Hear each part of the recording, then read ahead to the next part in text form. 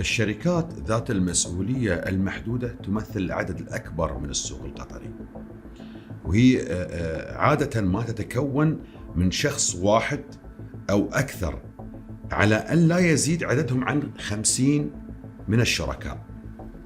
وللشركة ذات المسؤولية المحدودة ذمة مالية مستقلة عن الذمة المالية للشركاء، وبالتالي لا يساءل الشريك فيها إلا بقدر حصته التي دفعها في رأس مال الشركة. يعني لو أنا مثلا لو قدر مساهمتي مبلغ 200 ألف ريال كمثال، لا أسأل إلا بقدر هذه الحصة التي ساهمت بها، ولا تمتد المطالبة إلى أموالي الشخصية من سيارات، من عقارات أو أسهم أملكها أو أرصدة في البنوك. لذلك هي تعتبر من ميزات هذه الشركة.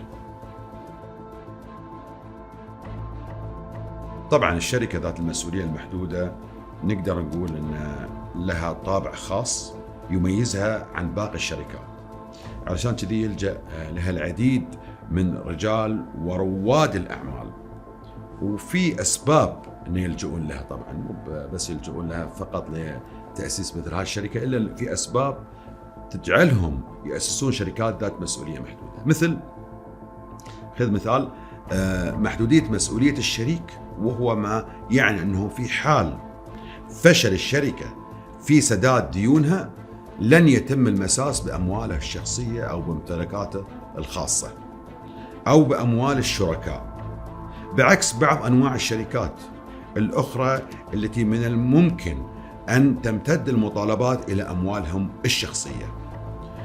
من أسباب كذلك هذا النوع من الشركات مناسب لأصحاب المشاريع الصغيرة والمتوسطة ورواد الأعمال.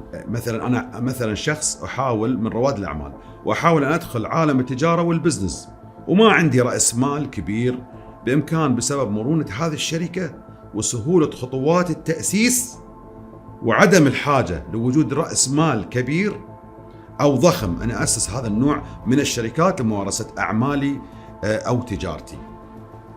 أحد الأسباب الثانية هذا النوع من الشركات كذلك ما يتأثر بوفاة أو إفلاس أحد الشركاء، وبالتالي تستمر الشركة في عملها وحتى لو توفى أو أفلس أحد الشركاء. كذلك من الأسباب اللي هو سهولة بيع الشركة أو نصيب الفرد في الشركة لحصصهم فيما بينهم وللغير، يعني ممكن يبيع لأحد الشركاء في الشركة أو للغير. خذ كذلك من الأسباب برغم أنها الشركة ليست مؤسسة فردية، إلا أنك أنت باستطاعتك أنه يكون الشخص الواحد فقط أنه يأسس هذا النوع من الشركات وتسمى شركة الشخص الواحد. كذلك من الأسباب المهمة كذلك اللي هو طبعا الشركات اللي مثل هذه عدد الشركاء المسموح بهم كبير، تصل حتى 50 شخص، ويساعد الشركة على التوسع إذا ما أراد الشركاء فيها أن يتوسعوا، وكذلك النمو وتحقيق أهداف الشركة بشكل فعال. مثال، أنت شخص وياك مثلا 100,000 ريال وعندك فكرة لمشروع ومحتاج 1,000,000 ريال، تقدر تدخل مثلا 9 أشخاص شركاء معك آخرين وتأسس الشركة ب10 شركاء كمثال. طبعا مثل ما كل شيء له ميزات أكيد بيكون بعد له عيوب. الشركة مثل الشركة ذات المسؤولية المحدودة لها عدة عيوب. مثلا هذا النوع من الشركات ساعات يضر دائني الشركة. ليش؟ لأن الضمان الوحيد هي الذمة المالية للشركة، ممتلكات الشركة من أرصدة، من سيارات، من معدات، وأي دائن للشركة لا يستطيع تحصيل الديون من الأموال الخاصة للشركاء.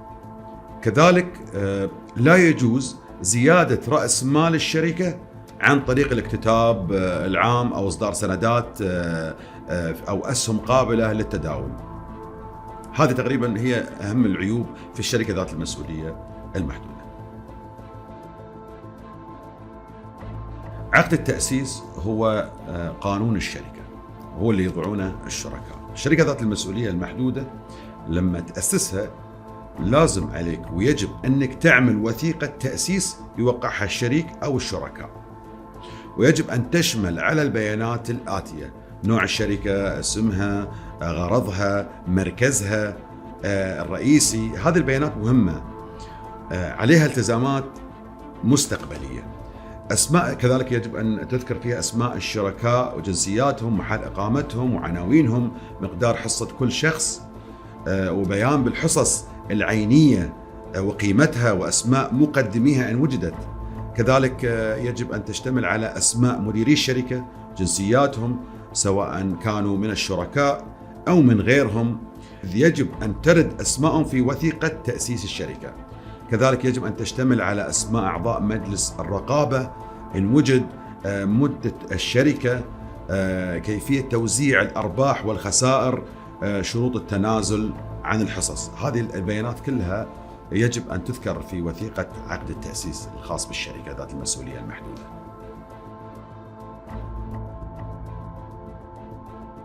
غالبا ما يسأل الناس عن هذا السؤال: لماذا أنا كشريك برأس المال ويتم مطالبتي بالتزامات الشركة؟ وطبعا هذا الموضوع له أسبابه، منها مثلا أن بعض الشركاء يكونون معتقدين أنهم مجرد شركاء في الشركة، ولكن في الحقيقة هم مدراء، ونفاجأ بأنهم مدراء بالشركة وفقا للسجل التجاري. وهنا بيتم مطالبتهم ليس بصفتهم شركاء برأس المال، ولكن بصفتهم مدراء في الشركة، وبالتالي مطالبتهم في أموالهم الشخصية. كمثال، إذا أهمل كتابة مثلا عبارة شركة ذات مسؤولية محدودة اللي هي ذال ميم ميم في أحد العقود أو في أحد تعاملاته، هنا يسائل في أمواله الشخصية. لذلك يجب عليه أن يعرف مركزه القانوني في الشركة، هل هو شريك فقط برأس المال أو مدير وشريك في الشركة ذات المسؤولية المحدودة. أما لو كان شريك وليس مدير، كذلك ممكن أن يسائل في أمواله الخاصة، بس في حالتين. الحالة الأولى إذا بلغت خسائر الشركة نصف رأس مالها، وعرض المدير أمر تغطية هذه الخسائر أو حل الشركة على الشركاء، وفشل الشركاء في اتخاذ قرار بتغطية رأس المال أو حل الشركة، في هذه الحالة بيكونون الشركاء مسؤولين بالتضامن مع الشركة في أي ضرر يحدث للغير.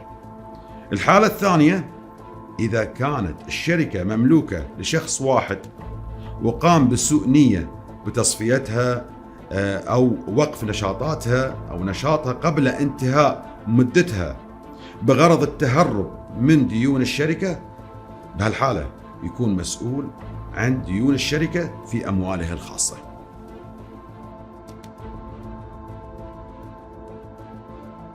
طبعا يجوز نحن مثل ما ذكرنا أنه يتنازل عن حصته بموجب محرر رسمي لأحد الشركاء أو للغير، لكن وفق شروط وثيقة عقد التأسيس، عقد تأسيس الشركة، ويجب أن يتم توثيق هذا التنازل في الجهات الرسمية حتى يتم الاحتجاج به في المستقبل.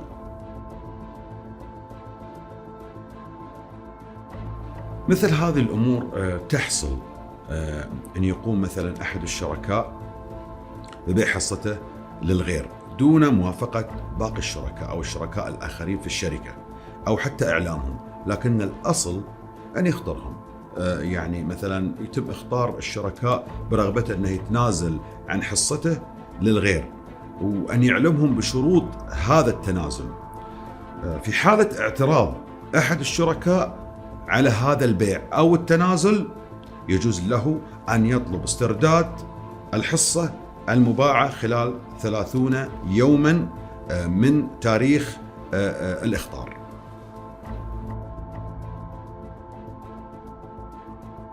شوف، يجوز تعيين مدير أو أكثر للشركة ذات المسؤولية المحدودة، ويتم تعيينهم بعقد التأسيس، ويجب تسجيلهم وتدوينهم في عقد التأسيس. أو بعقد آخر. ويجب على الشركاء أن يحددوا صلاحيات المدير أو المدراء، لأن هاي التحديد ونطاق التحديد هذه من صلاحيات للمدير هو ما ينظم ويحدد عمل المدير. فإذا تجاوزها المدير بسوء نية يجوز للشركاء في هذه الحالة الرجوع عليه. وكل قرار بتعيين مدير للشركة وتحديد صلاحياته يجب أن يتم توثيقه والتأشير عليه في السجل التجاري. وعشان كذي لما يجينا مثلا قضايا أو أي نوع من أنواع القضايا الخاصة بالشركة ذات المسؤولية المحدودة أو مرفوعة على الشريك في الشركة ذات المسؤولية المحدودة، أول ما نفحصه إحنا من أوراق هو عقد تأسيس الشركة والسجل التجاري للشركة. فإذا أنت ما تدير الشركة بنفسك، لا تحط اسمك كمدير في عقد التأسيس أو السجل التجاري، وأنت كشريك من حقك بشكل عام متابعة أعمال المدير مثلا أو المديرين في الشركة وتوجيه النصح لهم. فإذا شفت منهم بعض التصرفات الخاطئة أو المشبوهة أنك تنصحهم أو تخطرهم بذلك. وكذلك يحق لك الاطلاع في أي وقت على أوراق وتعاملات الشركة للتأكد من صحة هذه الأوراق أو أن ما يكون في التزامات على الشركة ذات المسؤولية المحدودة.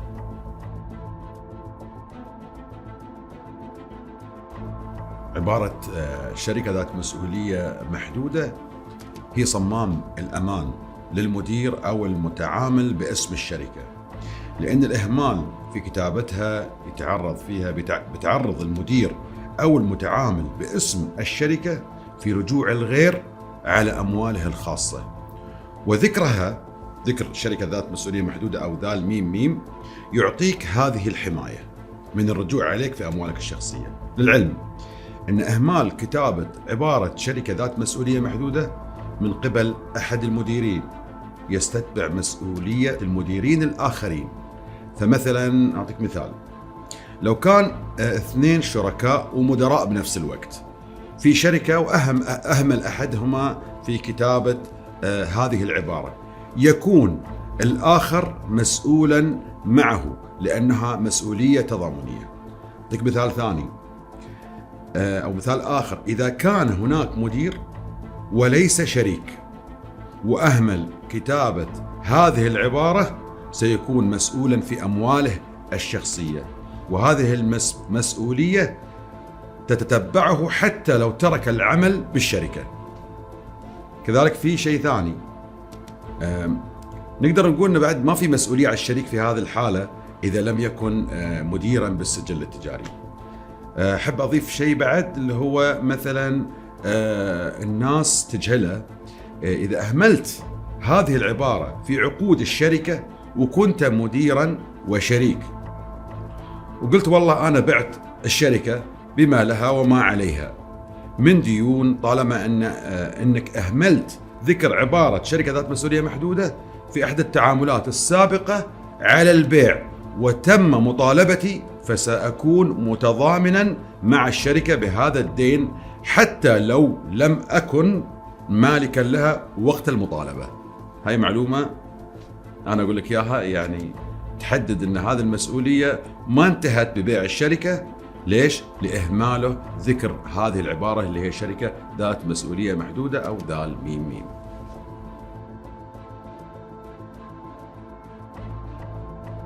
طبعا يجب أن يكون، هذه نصيحة يعني، يجب أن يكون المدير من المهنيين والذين مجال عملهم أو مهارتهم مرتبطة بمجال عمل الشركة، ويفضل الابتعاد عن الاختيارات الشخصية بناء على صداقة أو غيره، أو أنه صاحب ثقة، أنا يحوز على ثقتي فأنا عينت مثلا مدير للشركة. لأن الذين ليس لهم معرفة بعمل الشركة أو مجال عملها هو سبب كثير من خسائر الشركات وتحملها التزامات غير قادرة هذه الشركات على الوفاء بها. ويجب على المدير وهو يدير الشركة أن يبذل العناية الصادقة لتحقيق أهداف الشركة وغاياتها وغرضها، ويجب عليه الالتزام بالصلاحيات الممنوحة له من قبل الشركاء والمحددة بعقد التأسيس أو أي عقد آخر بها. يعني ما يتجاوز هذه الصلاحيات. وبعد من باب الحرص أنه ما يدخل في مشاريع لا تستطيع الشركة تحمل أعبائها والتزاماتها المالية والتنفيذية. ويجب عليه كمدير أن يذكر بصريح العبارة شركة ذات مسؤولية محدودة في كل تعاملات الشركة، حتى لا يكون مسؤولا في أمواله الشخصية عن ديون الشركة. في حالة الخسارة أو خسارة الشركة لنصف رأس مالها، يجب عليه دعوة الجمعية العمومية اللي هي دعوة الشركاء في الشركة ذات المسؤولية المحدودة لمناقشة أمر حل الشركة أو تغطية رأس مالها لإخلاء مسؤوليته القانونية، وحتى لا يكون مسؤولا في أمواله الشخصية عن أي أضرار تصيب الغير. هنا يكون طبعا المدير بيحمي نفسه بهذه الإجراءات اللي أنا ذكرتها.